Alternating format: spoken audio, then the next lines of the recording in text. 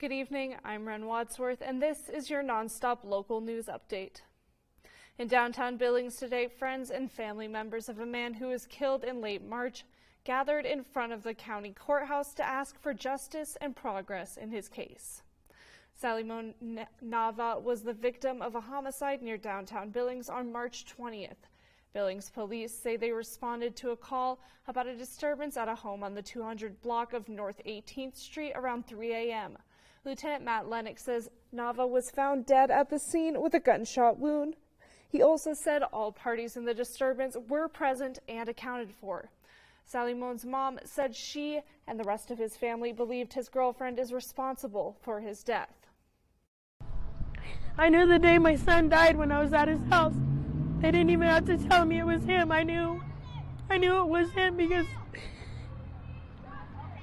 I just knew she was going to kill him in the last 2 years. I just didn't know what. I need justice for my son.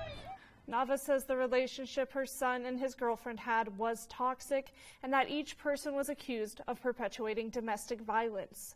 She says she was trying to get her son to come home to her and leave the relationship when he was killed. We reached out to the Billings police, who say this remains an ongoing investigation and they have no available updates at this time. In a crime tracker tonight, a Kalispell man plans to plead guilty to charges of threatening to kill U.S. Senator John Tester from Montana. 45-year-old Kevin Patrick Smith is charged with threatening to kill a U.S. senator, and he admitted to doing so according to federal records. Smith told investigators the threats were intentional and he made them because he was angry with Tester's political choices. Moving to Missoula Public Schools, they are looking to add some levies to the upcoming May 2nd ballot. Both general fund levies and building reserve levies are on the agenda. And yes, this would mean an increase to property taxes.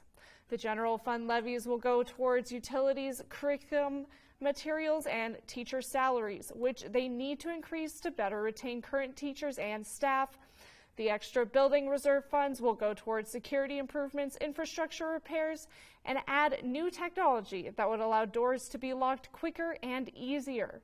The general fund levy request for the elementary schools would increase property taxes on a home worth $100,000 by $2.58 per year.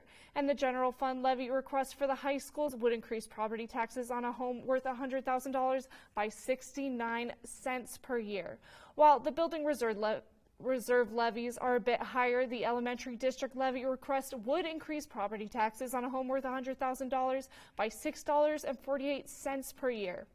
And the high school building reserve levy request would be about $3.61 extra per year. And out of Billings, a woman was saved thanks to the curiosity and persistence of a Yellowstone Valley Animal Shelter employee.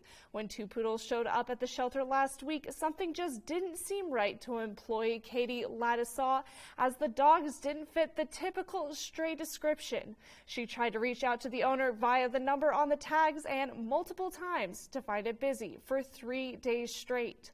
Through records, the shelter found the owner to be a senior citizen, and the shelter then decided to call Billings PD and have a welfare check done. Thankfully so, because when the police got to the home, they found the owner lying on the floor and transported her to the hospital, where she is now recovering. This could have ended much worse, but thanks to a complete stranger, it did not.